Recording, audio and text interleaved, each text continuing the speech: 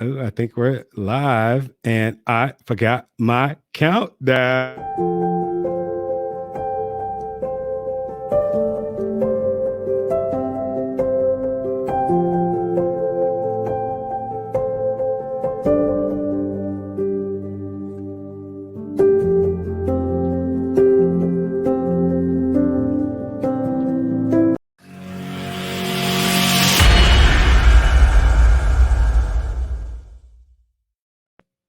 Oh man, I forgot to change the music, man. I got that soft music, that music that I listen to when nobody's looking. We got freaking Bill Brown in the building. Man, I should have put on some rock or some rap, something heavy, but I'm sure he's good with it. Our guest today on Leaders Lead the podcast, dude, I'm a big fan of his. You probably can tell, fanning out a little bit, but I like to listen to audiobooks. And it's my way of reading. Let me tell it, I read like 12 books this year, but there's this one book in particular. I hope I get this right. Somebody check me in the comments. I think it's You Can't Hurt Me by David Goggins. I was listening to this book, and of course, along with Goggins' story, I'm like, man, that's super cool. I can relate to a lot of things that he grew up with, the things that he went through. He was from Indiana, where he lived in Indiana. I lived in Indiana, and it was just a trip. But I was really intrigued by another character in the book. Hopefully, y'all have read it or listened to it like I have. But there was this guy that he kept referring to as Freak Brown, and this like really tough dude. So y'all know who I'm talking about. If you listen to the book, he's like, Goggins back on the log. This is one of those books that is iconic. It was on the bestsellers list, but dude, I fell in love with the character of Bill Brown because of his toughness. I wanted to learn more about him. So today we got Mr. Bill Brown himself. You don't, I'm pretty sure you don't like the name Freak Brown, do you?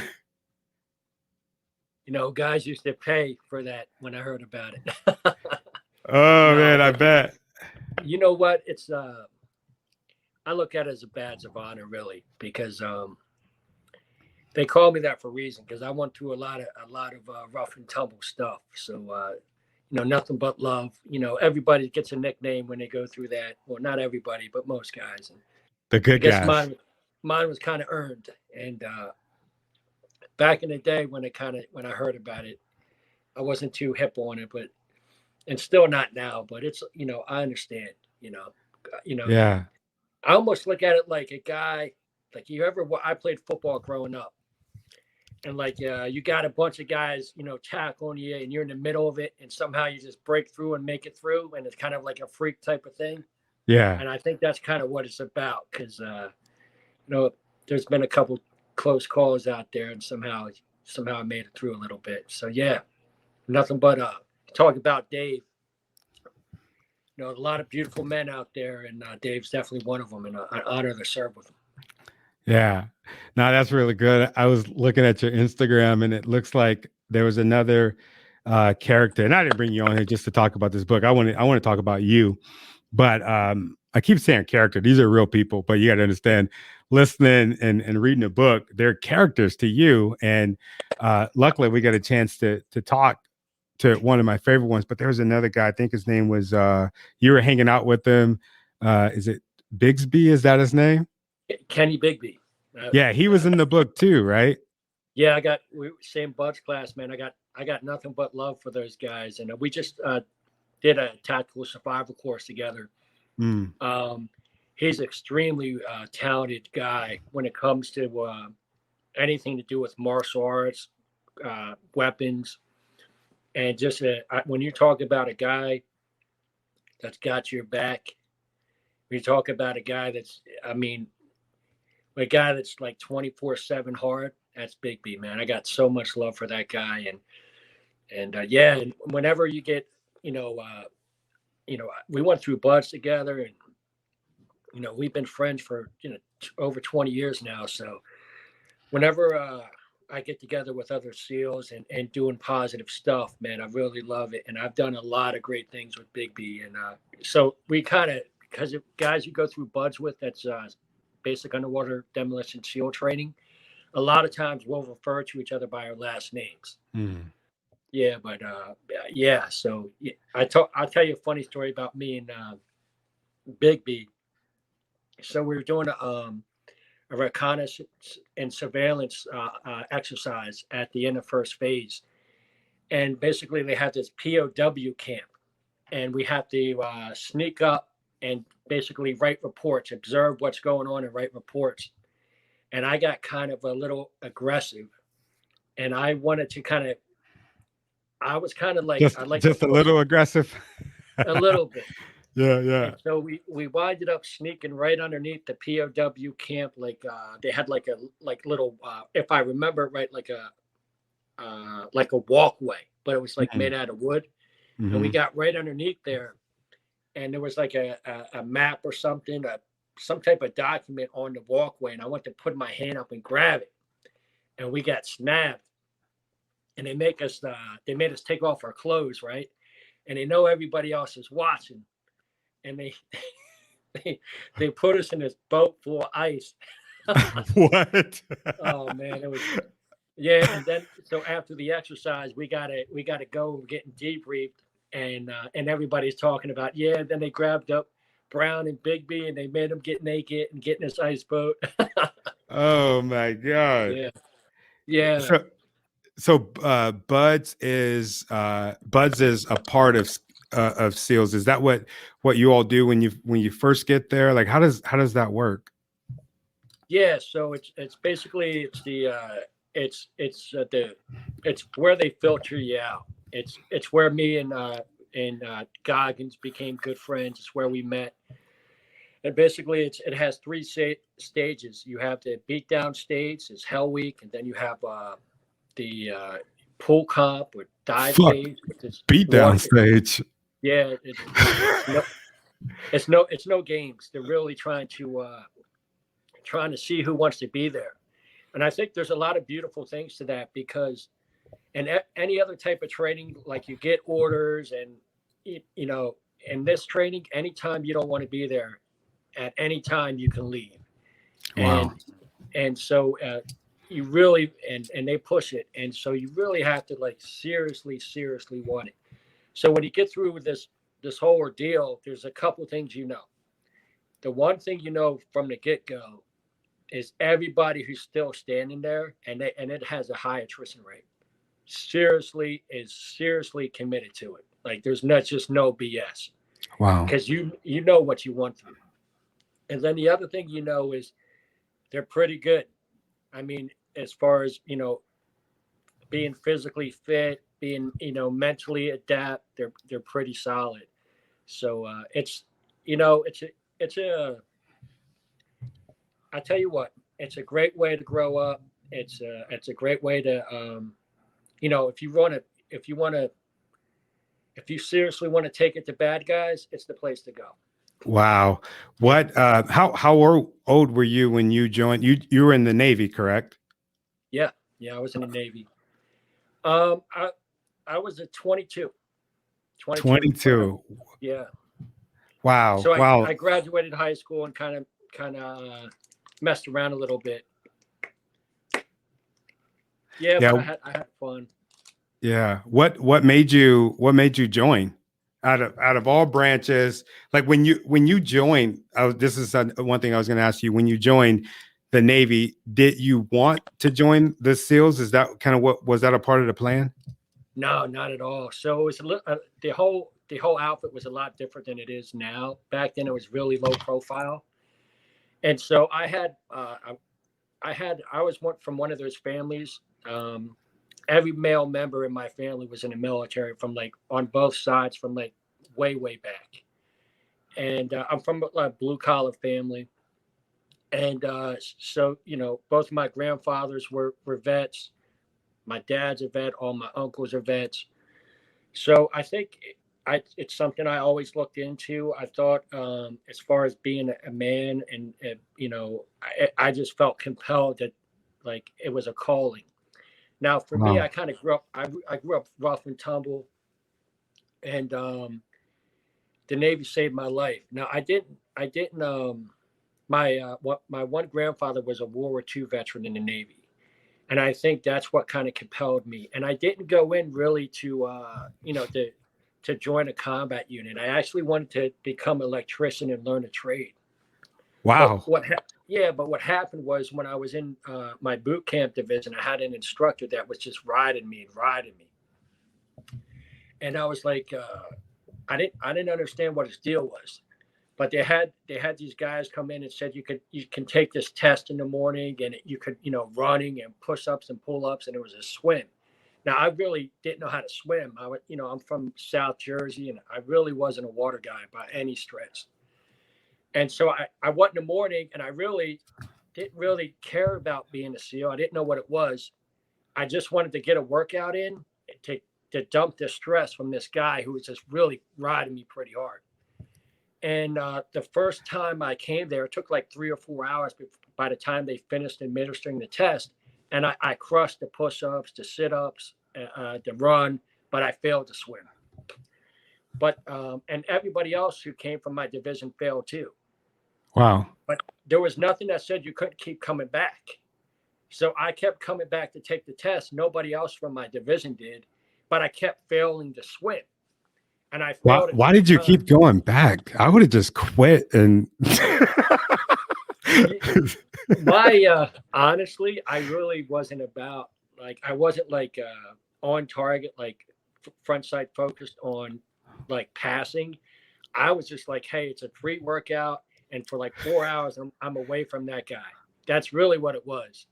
But the third time I came there, was his instructor Zen, and he was a SEAL, and he said, "Hey, you're not taking the test." And my heart kind of like, whoop. And he's like, instead of, but then he said, "Hey, I'm going to help you out." So he taught me how to do a modified breaststroke the whole time. So he spent like maybe 3 hours with me, and it was, my hat's off to him. If he hears this, he probably won't, but I definitely owe him a beer or two. And the next time I barely passed the test, and gravity took me to that world. wow. That was Dude, the first step. dude, that's amazing. I actually learned how to swim after boot camp. I don't know how I freaking passed boot camp without like actually really being able to swim. I don't know. Maybe the Marines was kind of off mark a little bit when they passed me, but I ended up learning at I think it was my second duty station. I was in Iwakuni, Japan, and all of a sudden they said, "Hey, we're getting ready to do swim calls." And I think I was up for promotion for sergeant. And I'm just like, dude, I'm going to freaking sink. I cannot fail this PFT and then go back. And everybody's like, oh, freaking Sergeant Taylor don't know how to freaking swim. Well, it would have been Corporal Taylor because I wouldn't have got promoted. But there was one of my buddies. He like grabbed me out of bed and was like, dude, we're getting ready. And I'm going to take you down and you're going to learn how to swim. And it took everything out of me to get over my fear of swimming because I had almost drowned when I was a child. And so that kept haunting me. And he's just like, dude, do you love your freaking kids? Do you care about us? He just started like making me feel bad, taking me on this guilt trip. And dude, I got out there and I'm like, fuck it, I'm going to do it. And I learned how to swim, man. It's crazy how the people that we serve with lift us up. Do you like what do you think about that as far as the camaraderie and you being in and doing and going on some of the missions that you've been on? How important is that? Hey, well, first thing, happy Veterans Day. And Back at you, brother. thanks, brother. And case in point, man, I don't think there's anything I've ever accomplished worth doing that I didn't have somebody helping me out. And you had a buddy, kind of, giving you some tough love, but kind of motivating you too, kind of, and it's and fear, man, coming at something that you're a little afraid of. It takes courage and it just to go after it and be a little awkward and just engage. And yeah, so as far as anything I've ever done, like you look at the the stuff that Dave. Think you broke up on us. Am I back? Yeah, yeah, you're good. I can hear you now. Okay. You look at that stuff that in the book. Look, nobody gets through Hell Week by themselves. Everybody, Dave's under the boat with me. I'm under the boat with him. You know, you look at anything where I went through law school. I had a lot of people, study partners, professors, and in the SEAL teams, I had a lot of mentors. In Iraq, it's a team, and I think that's one of the things I really miss about the military. I miss the love. I miss guys, because you think Yeah. about it, you're out there, you're away from your family, you're away from everybody else, and you really those guys, they'll always be a part of me. You know what I mean? Like always be a part of me. And yeah, I and that's one of the things I try to do now. Like I almost look at it like, you talk about, what's your passion, like, what are you about? Well, I think what I'm about really is one is even right now in my law firm, like I work at McCarter English, which is a top tier law firm. It's the oldest firm in New Jersey, and there's a team there, and there's people that you're on a mission. You're on a couple missions. You're on a mission to try to be the best person you can be, but you're on a mission to help your tribe, Mm. and that's one of the things like I really learned in the teams, man, is that look, we're all we got to be our brothers keepers, and we got to really look out for each other. Wow. Yeah. Yeah. What made you? I was going to ask you this because the last time that I listened to the book, I was like, I wonder what this dude is up to. And I saw that you're a lawyer and where you worked at. I was like, man, this is one of the most prestigious law firms in the country. What made you get into law?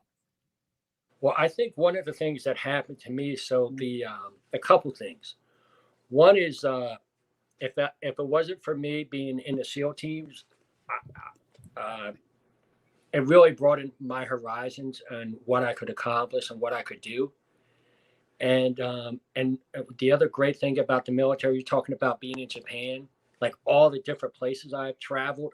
God, I miss traveling. I mean, I learned how to ski, in the Alps in Slovenia. I've been, What? yeah, I know. I don't even know where that's at, man.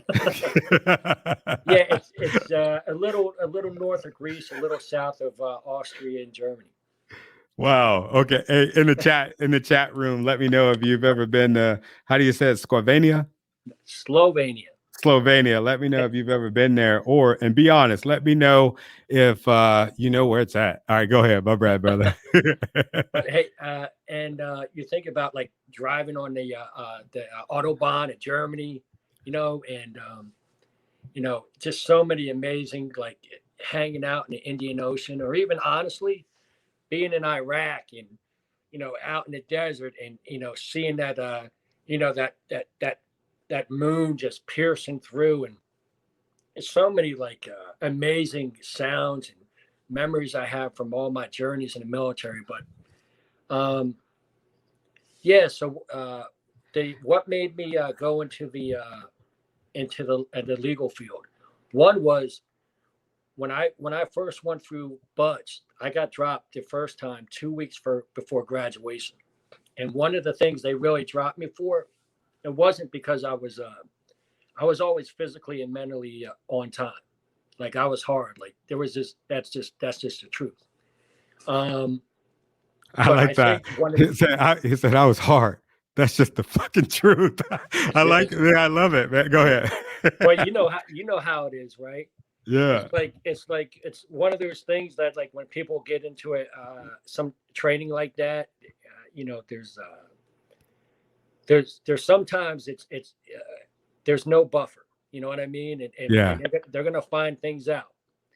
And so there's a couple things they're trying to check you for, and that's one of them. And I had it But there's another thing too. It's different. I think different than some of the other kind of like perceptions that people have out there is that SEALs kind of refer to each other as team guys. Team guys, they don't like rocks. They just don't. And so one of the things that came when I was younger, I grew up kind of wild. And so I had these misplaced perspectives, and I really didn't value education. And I valued like sports and other things. And it's one of the things too, like in high school, you can get away with kind of like having, low par performance academically and be popular, right? Because if you're good at sports, if you're good looking. But when you get in the military, and I know, if you're holding down the outfit, they're gonna press you. They're gonna press you in a lot of different ways, and that happens. And you're like a vice out there, And some of it's we got to be honest. Some of it's kind of brutal, and it's like the wolf pack. In a way, though, what happens is whatever kind of flaw you got, it gets so kind of pumped out there that you want to try to fix it. Yeah. And they kind of have a saying out there too, like fix yourself, And I think there's a couple things that happened to me. One is I had a cleft palate, so I kind of had and I went through speech classes for many years, and that on top of the fact that I had this tremendous amount of respect for these instructors, and so then when they would ask me or when they would talk to me or whatever, I would really not articulate my perspective or the reasons for my actions. And so they misread me. And so what happened was, and there's a lot of games that go on. So after first phase, after Hell Week, your body's so broken, you can't really do anything physical for about a week. So they have like classroom stuff to let your body heal up. And at the end of that week, it's called first phase finals. And the test is pretty simple. And it's basically just the chronological order of a hydro reconnaissance, which is old school UDT stuff. Basically, you're mapping out the gradient of the ocean floor as it comes up to the beach. So when Marines land, they make sure they don't get caught in a bad spot like happened in some of those operations in the Pacific Theater during World War II. And so what happened was, I knew the one thing I knew academically, I was way behind the power curve, Yeah. So what happened was during the weekends, the majority of the training, you can go out to town and, go to Tijuana and party it up. Normally you would do that on a Friday night. And then a Saturday morning, you kind of recover. Then Sunday, you're actually taking care of getting ready for an inspection Monday. And that takes stripping the floors, waxing. It's like you're getting ready for the Monday morning raid, really. But I didn't go out. I studied, and I don't know if they already picked up on that was my flaw at the time. Maybe they did because they have they got a good read. They're like sharks, huh? Yeah, it's what it is, man. And so I take this test. Right. And, things happen there. Things happen. That's all I'm going to say. It's not a Mickey Mouse place. And there's not a lot of sensitivity going on. And especially when I went through. And these guys are like, they go up to our OIC, officer in charge. And that's the other thing. I saw a lot of officers quit and guys who went to like really good colleges and stuff. And to me, I came from such a background that if somebody went to college, I thought they were really rich. Like I was so like, I thought if somebody went to a private school, they were rich. Like I was so off base. Like my scale was way off. And so this instructor, he comes up in a class and things get crazy, man. And he goes to our OIC. He's like, we got a new record in Bloods, a new record. He's like, can you believe somebody in your class got a 16? That's 16 out of 100, 16%. Oh. He's like, a fucking 16. Mm-hmm. And I'm sitting there, right? I'm on my chair like this. Tony, I'm praying to God. I'm like, dear God. I'm like, dear God, I studied so hard. I studied so hard. I'm like, dear God, please don't be me. Please don't be me. So he walks up to the, and when I say things can turn in a split second, like things can turn and things can get real rough. And he walks up, right, and he stops because sure as hell my seat was set by the aisle, and he stops right next to me. I'm like, oh God, my stomach drops. I'm like, why did he just stop here? And he looks at me. He's like, if I got a fucking 16, I'd go home and fucking kill myself. And he picks me up like this, rips like this, and up in the air. And what? It got a little rougher from there. But I'll be honest with you, man. Those guys, they saved my life. Because I was so I grew up so rough and tumble. If I didn't have that at that moment in time, I was so far behind the power curve. If I didn't have that and let me know abundantly clear that is not acceptable. Wow. That's not how you should be. It was a wake up call. It was and a lot of people outside, the kind of way I thought of it, I kind of thought of, I was pretty good in sports, but I got in trouble a little bit. And academically, I was a mess. And so I kind of looked at it like there was two ways out. There was the way out in the military, or is the way out in sports. And so the military was for me, man. And I got a lot of lessons, man, a lot of hard lessons. And, wow. But don't get me wrong. I was, I wouldn't take any of it back. But at the time, it was tough. Dude, what a career. I got a clip I want to show our viewers. I found this clip after I did my deep dive on you. And dude, I got to tell you, I watched this video probably about 4 or 5 times. My wife was like, what the hell are you watching, dude? Because I was just laughing, brother. Check it out. A heated exchange captured on camera between New Jersey's Governor Chris Christie and a former Navy SEAL. What led to it all? Here's ABC's Mark Greenblatt. Please consider veteran students and non-traditional students like myself here. At this town hall meeting, Rutgers law student Bill Brown admits he did interrupt New Jersey Governor Chris Christie, but never expected this. If you decide what you want to do is put on a show today, let me tell you something. I can go back and forth with you as much as you want. Brown says he and thousands of others who signed this online petition haven't been able to get Chris Christie to hear their concerns about the governor's plan to merge 2 New Jersey colleges. But when Brown decided to go straight to Christie himself and wouldn't back down, he got an earful. And let me tell you something. After you graduate from law school, you conduct yourself like that in a courtroom, your rear end's going to get thrown in jail, idiot. And it's not the first time Chris Christie has made headlines for his combative style, taking on teachers' unions and even his own constituents. What you want to do is put on a show and giggle every... All right, that's enough. That's enough of that, dude. What was going on, man? Right, so I love it, by the way. Thanks, man. This is kind of inside baseball stuff. So I told you that my grandfather, Bill Brown, was a veteran. My dad, Bill Brown, was a veteran. I'm Bill Brown. I'm a veteran.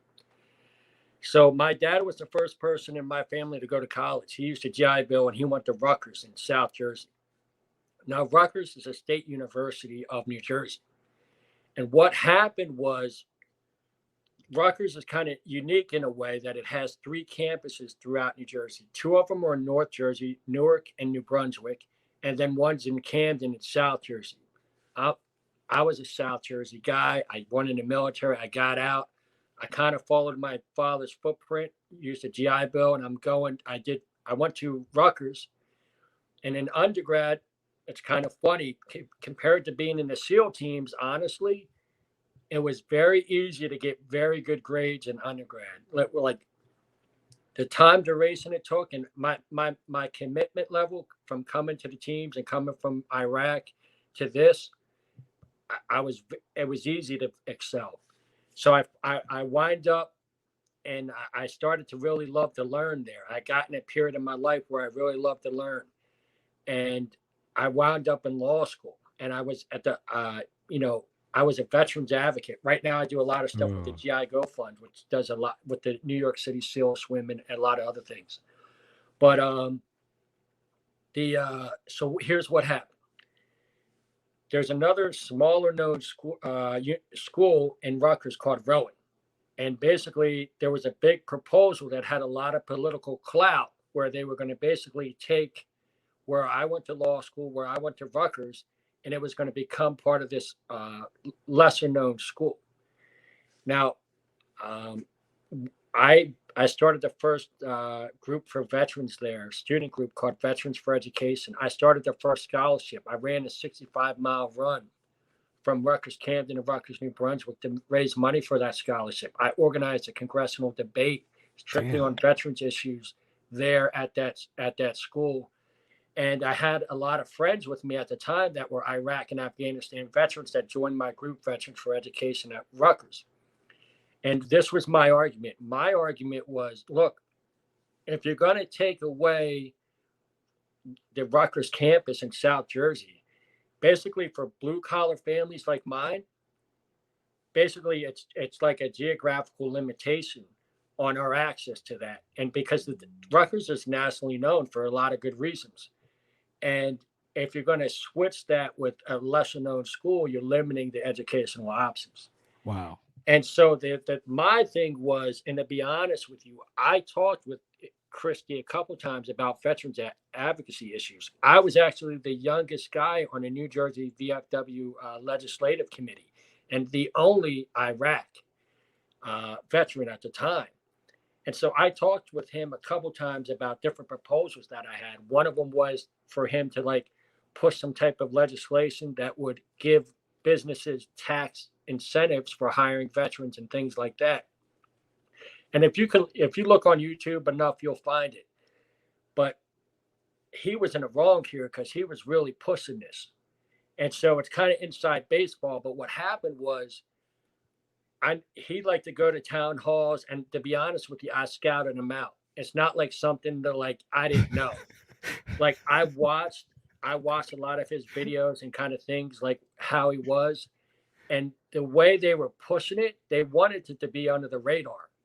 And I kind of jammed that up for him because I made it national for a while. It was for a few days a week. It was viral national headlines. So I scouted him out. I talked to him a couple times. I knew what his disposition was, So I like how you said I scouted him out. I love that. Yeah, and the other thing was I ran for office. I ran for office when I was undergrad. I ran for township council as a Democrat, and I ran for assembly as a Democrat. And the Republicans, they threw some money at me, and they ran a negative campaign. A couple of them. I mean, I thought trashing you. So I got in some trouble when I was a kid, for actually defending my brother once in the mall, but I was in the detention center and stuff like that. And they had jail cell bars behind me. They try to act like in the commercials, like I wasn't a SEAL. All these negative mailers. They had commercials on there, so they knew who I was when I came in there. They knew who I was, and so I figured egotistically there was a chance he was going to call on me. But I think here's a catch that a lot of people don't know. I think the catch was there was a beautiful Italian girl, very gorgeous woman sitting right next to me. And I think that might have had something to do with his reaction. I don't know what it was, but I was really just trying to give my point. And my point was, look, there was this huge petition, had over 100,000 signatures. All the students, all the faculty at the time at the campus were totally opposed to it. And, and I was basically letting him know that. And he was basically trying to act like that wasn't the case. I didn't represent the majority, and he was trying to bulldoze me and what I was trying to say and basically cut me off. And they turned off my mic, and I'm getting bullied by this guy verbally. So I won. I addressed my point. It was kind of like a tennis match a little bit, and Yeah. his rebuttals, they he was basically he at the time It at was the like time anger. That's what I at noticed. It was like anger and just like him just throwing filth and you're gonna freaking get thrown in jail and all of this weird stuff. yeah. I was just Well, like, what the hell? well, you know what that was, in my opinion. Actually, he had an inflated perspective of himself and a limited perspective of me. Ooh. And what I had on my side was I was right in my arguments. What he had on his side is power. At the time, everybody thought he might be the next Republican president, and he had a lot of pull behind him. And I knew that the moral high ground, I was in the right, and I knew all the cameras in there, no matter how hard they spin it, they could never have it spin it where they had me on camera being disrespectful. I was never disrespectful. When he talked over me, I addressed my point as and it was what it was.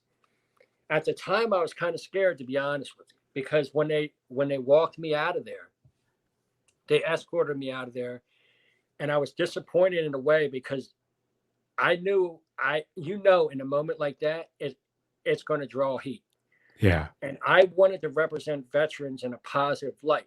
And my motivation really there was to look out for veterans in South Jersey. That was my motivation for the veterans that were in my veteran student group and their families that went there. That's why I stood up on that. Like I wasn't picking a fight for no reason. I knew if I got into it with him, it might get ugly because of his disposition. But I figured I scouted him out. I knew he was going to be there, and if he called on me, and I figured he might, because those were the politicos in that area absolutely knew who I was, and so I figured, in a way, I think he thought he was going to use me, kind of Mm. embarrass me and berate me like he did a lot of other people. Because But he probably knew who you were too, right? If y'all had yeah, spoken before. yeah, and that's what he was selling. He was selling he's going to tell it like it is, and he's not afraid to get out there and belittle somebody, on the mic. And I think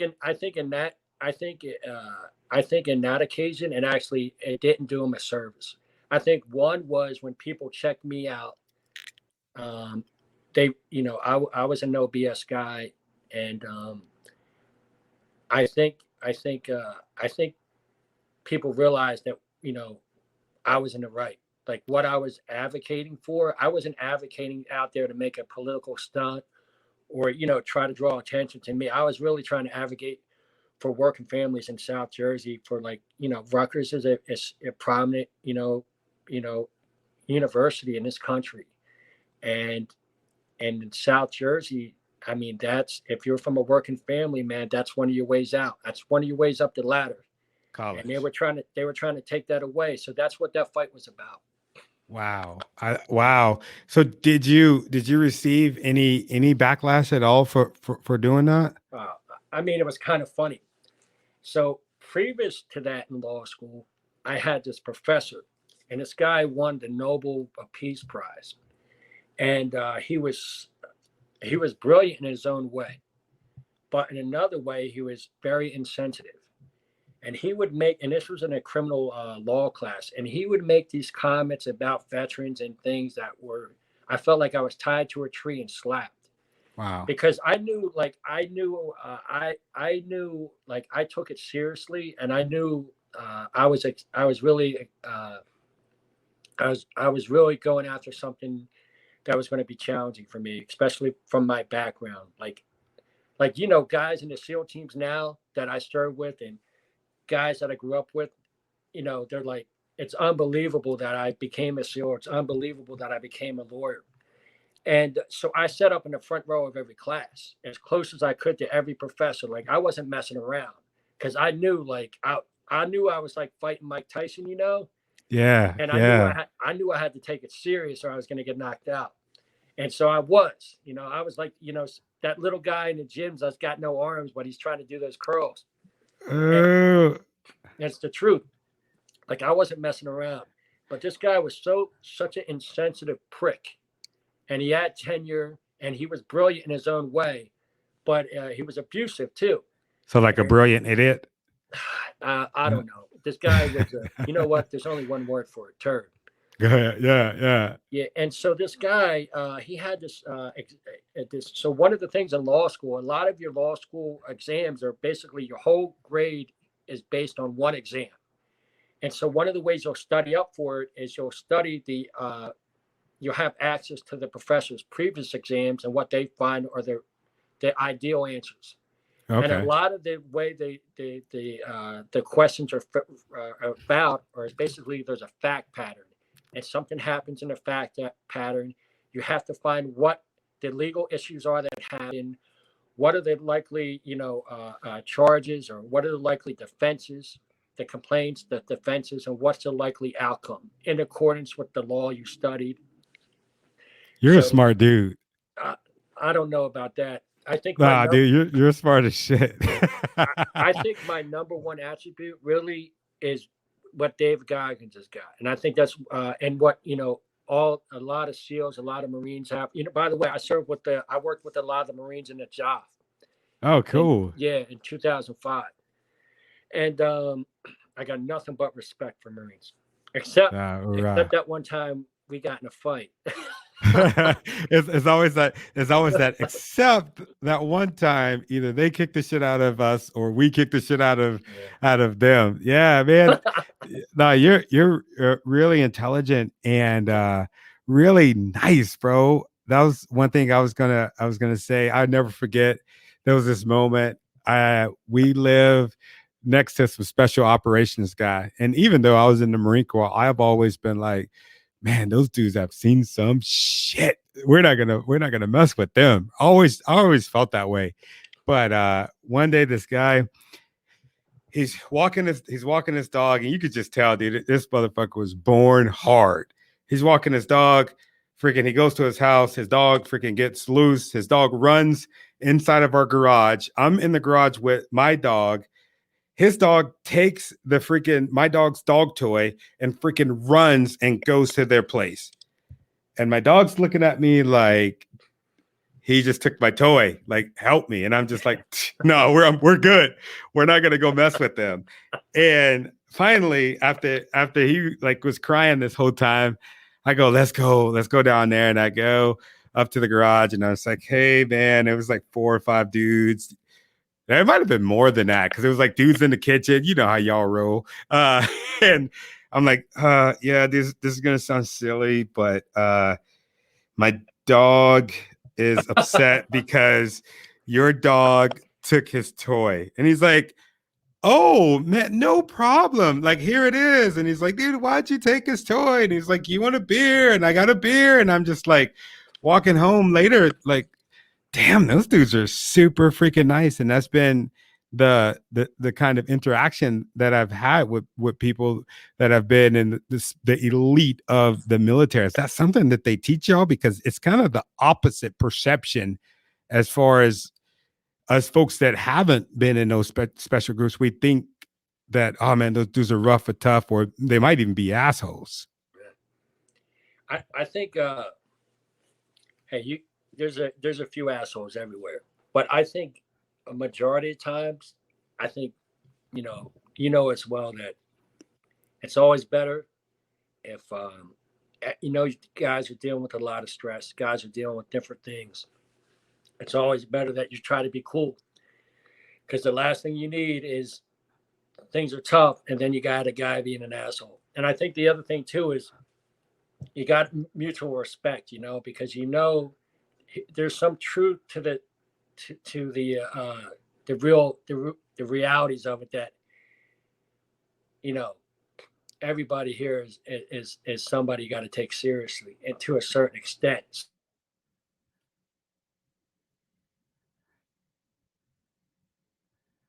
All right, you're back. I can hear you now. Okay. Yeah, so I try to be cool. I think that's the right way to be, man. I think that's in business and life, because you build a reputation, and the reputation that's going to win in the long run is that this guy's cool. He's easy to work with. He's a straight guy. I think that's the way to go. So I want to rewind it back to that professor. So that professor had this exam that portrayed Iraq veterans in the worst possible light you could ever imagine. And I had a time at this back then. There was this group called was it SBA or I forget, this group out in New York. Paul Rykoff was running it. Iraq and Afghanistan Veterans of America. And I had a buddy of mine, Brian Adams, he was a Purple Heart veteran, Army guy. And he was a big part of it, and he knew some reporters up there. So one of the reporters was this, I think her name was Stephanie Gaskell, and she ran this big Iraq and Afghanistan blog. And I had his exam put up on their site. And she had the question, if this was any other type of like marginalized group, would this be acceptable? And the answer was absolutely not, because this guy was an insensitive prick. He was brilliant in his lane. He was a race car driver, but he was insensitive to as far as guys like me and you that put it on the line for a country.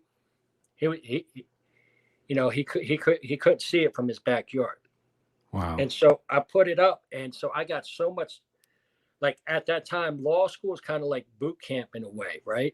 Where these professors have so much control over your livelihood. What grades you get determines what clerkships you get, or if you get a clerkship, what internships you get, or if you're going to graduate.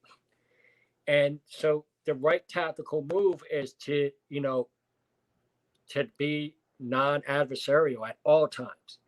And so, but that's not why you were there, though, right? Well, I was there because I wanted to learn. I really, for a while, I loved to learn, and that's what drew me into it. But I called his card and I put it on at the time, which was a huge blog. And so a lot of the professors, like they had, they were like wanted to put a petition. It was ridiculous. And then the students wouldn't talk to me. A lot of the professors wouldn't talk to me. Now there were a couple that stood by with me and said they understood, or that maybe wouldn't have done it my way, but they understood the reasoning for it. Yeah. But the guy's name was Roger Clark, the professor. And I'm calling him out. And Nobel Peace Prize winner. And so anyway, what happened was, so boom, I just pulled it. I love it. So what happened was I was like the Hunchback in Notre Dame on that campus. But then that same reasoning that stood me up, that motivated me to say, you know what, I got to call this guy out because I got the ability to do it and he's wrong, and I'm going to check him and I'm going to eat what happens on it. And it was the same thing that motivated me. And it was to be honest with you, it was out of love for veteran students and other people coming through the struggle is what on the common denominator for both of those type of actions. One, this professor was way like off the cuff, abusive in his own way. And two, this governor was going to like stamp the lights out on like this really kind of cool educational opportunity for a lot of working families up in South Jersey. So that's kind of, I'm proud of that. A lot of people, they check it out on they Google me up, they're not going to get the full picture. So thank you for letting me put it out there. Ah, dude, of course, dude. You don't mess around, man. Something tells me that you've always been that way. You've always stood up for people. You always stood up for yourself. Is that a correct assessment? Now, I wish I could say that's the truth. There's a couple times I took a couple shorts, Mm-hmm. and I was like, that really bothered me. And I'm like, and you know how it is, like sometimes like something happens and like, man, I wish I would have manned up on it and you didn't. And it kind of gnaws at you. And so, but I got to be honest, most of the time, I stood up, when it was important, and then you got to be careful too, because you don't want to be the guy that's out there, not, just making noise, Yeah. Sounds like you're not making noise. Sounds like you're singing for the unsung, my friend. And man, I appreciate you, and I appreciate the things that you're doing, man. I would love to figure out a way that I could help support you and your mission. Like I believe in you all the way. You're involved with a few different organizations. You want to call them out and let my viewers know how they can support you, because I know you do a lot of runs for a few different causes, correct? Yeah. Hey, Tony, thanks a lot for giving me a chance to, be out there and kind of promote. And my hat's off and salute to you, man, for the good that you're doing. And I what appreciate it. we need is guys like you, veterans out there doing great stuff. And I love it. I love seeing veterans out there just look at you out there being positive, spreading the good word. Like, I love it, man. I just love it. Yeah, I'm part of this group right here, GI Go Fund. That we do the I I organized the New York City SEAL Swim, and it's a pretty cool event. I'll give you like a quick data burst on it. We start at Liberty State Park. We swim the Statue of Liberty. We do 100 push-ups, 22 pull-ups there. It's just across the Hudson to honor our nation's freedoms and civil liberties. Then we swim to Ellis Island in the Hudson. We do 100 push-ups, 22 pull-ups to honor our nation's diversity, celebrate all the men and women who came to our country for a better life. Then we swim to the long stretch to South Cove Marina. We grab a bunch of American flags. This is in Lower Manhattan, New York City. We run to the soldier statue and the 9/11 memorial. We put our flags in the fence right behind there. We drop our last 100 push-ups and 22 pull-ups. Honor all the men and women who lost their lives on 9/11 and all the men and women who stepped up, following that to serve our country. It's a really cool event. All the proceeds go to help out, veterans. The GI Go Fund in their good work for helping veterans in New York City and New Jersey. And I would love to have you be a part of it next year. Let me know. You get a red carpet with us, and I think it brings out. And I can tell you this a lot. It brings out. I opened it up to. So a couple beautiful things I did with that. One was the first year.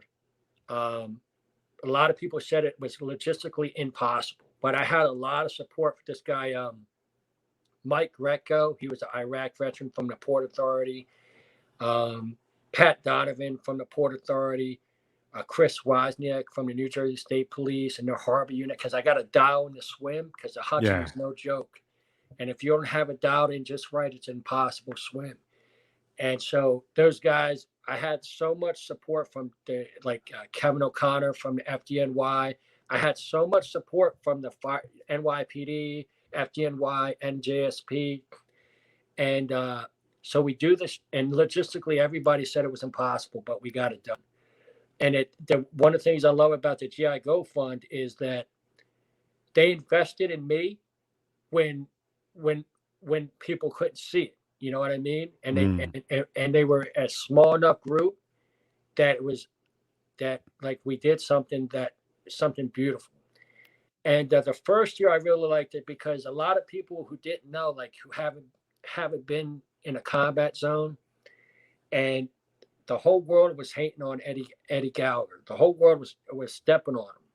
And if you think about due process and how the NCIS, they're tapping his attorney's emails, and they're trying to try him by, the press, and huge disservice. And basically, when you think about one of the things that our country stands for is due process is really important, especially when your life and liberty are at risk. And they had their hands on the scale. And one of the other things too is people who, people who've never been under that type of duress and those type of extreme conditions, they can't understand. And so they were stepping on that guy pretty hard, and he comes out he's like that football player that breaks through all the tacklers and somehow gets out. And he had one of the things. There's a disconnect. There's a disconnect in the military. We got to be honest.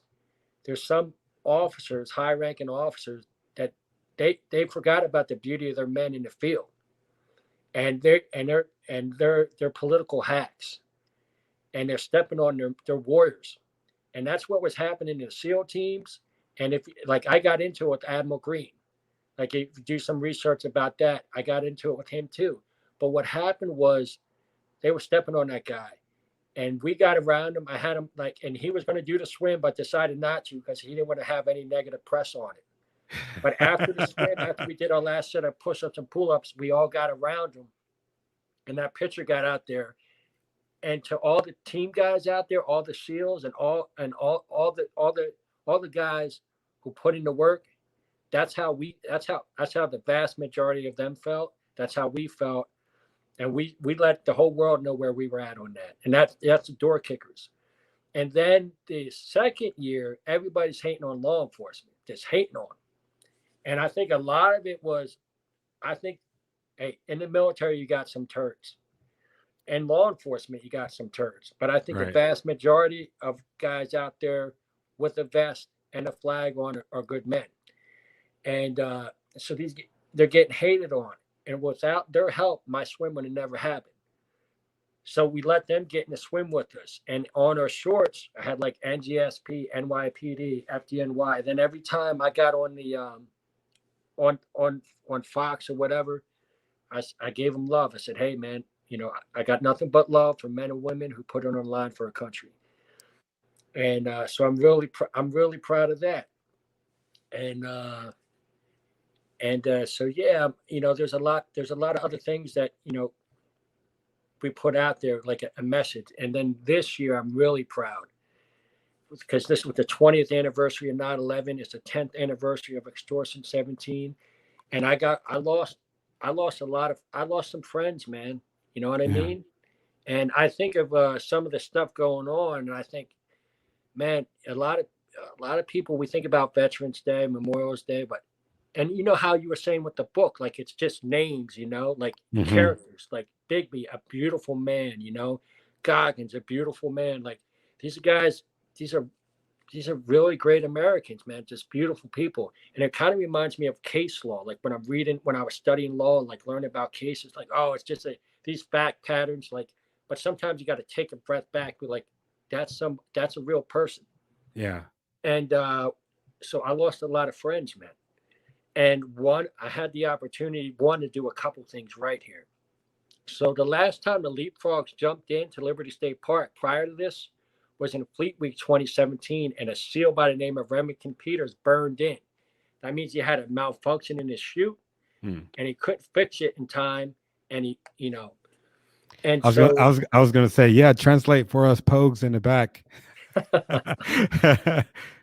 So the Leapfrogs jump. I had a lot of love from guys like me and you. We and the teams, we called it the enlisted mafia, right? E7 Mafia.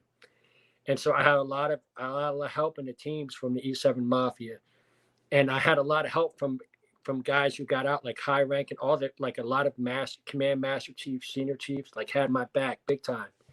And so the Leapfrogs jumped in. Last time they did that was when Remington Peters burned in. So I had my guys do push-ups to honor him from the get-go, like a good way to honor him, Yeah. So made that full circle. Then Brian Bill was in my last platoon in Iraq. He got hit in Extortion 17. Oh. And so got Fox News to film it while the Leapfrogs jumped him and his brother in. And then his brother his brother was a team guy, did the swim with us to honor his brother, Brian. Yeah. So I was really, really proud of that because, that's a beautiful family. I served with Brian, and I think we did him, a beautiful salute, man. Yeah. So, and that is beautiful, man. Yeah, man. Does Fox News know you ran for office as a Democrat? Yeah, You know what? I'm sure they researched me. And they probably had cold feet about it too. You know what? I came from a blue collar family, like in a union family, and that the union family, blue collar, they were all Democrats, Yeah, man, dude, this has been great. This has been great. Everybody, go out and support. Show us the shirt again. Yeah, I love it. Is GI Go Fund. Go and support it. What's the website? Is it www.gigofund.com? GIGO.org. gigofund.org. Hey, I'm going to close us out, man. It's been really great. Just hang out in my fancy green room in the back, and I'll get to you in a second, brother. Tony, all right. Thank you, man. All right. No, dude, thank you. The pleasure is all mine. This has been great. Oh, sorry. Pleasure's mine, Tony, man. You rock. All right, man. You as well, brother. Thank you. Oh my God, that was amazing. We were just talking to the legendary Bill Brown. Man, if there isn't I would say the one takeaway, the biggest takeaway from his story and his legacy is never give up. Never give up and live to serve. I'm so grateful to Bill Brown. I'm so grateful to you, the viewers, everybody that's commented in the comment section. I apologize to folks that are watching us on YouTube and Facebook. For some reason, I am not seeing the comments, only from LinkedIn. So I apologize. I appreciate all the love, the support, the engagement. It's been amazing. Leaders Lead, the podcast, the broadcast. We'll be back tomorrow at 5 p.m. That's Friday, tomorrow, November 12th at 5 p.m. Pacific Standard Time with the Queen of Goofiness, Raquel Boris. She is a brand master. She's going to come and talk to us about branding. We're going to learn about her story. It's going to be amazing, just like today's episode was amazing with Bill Brown. So check us out. Leaders Lead, the podcast, every Thursday and Friday, 5 p.m. Pacific Standard Time. Until tomorrow, take care.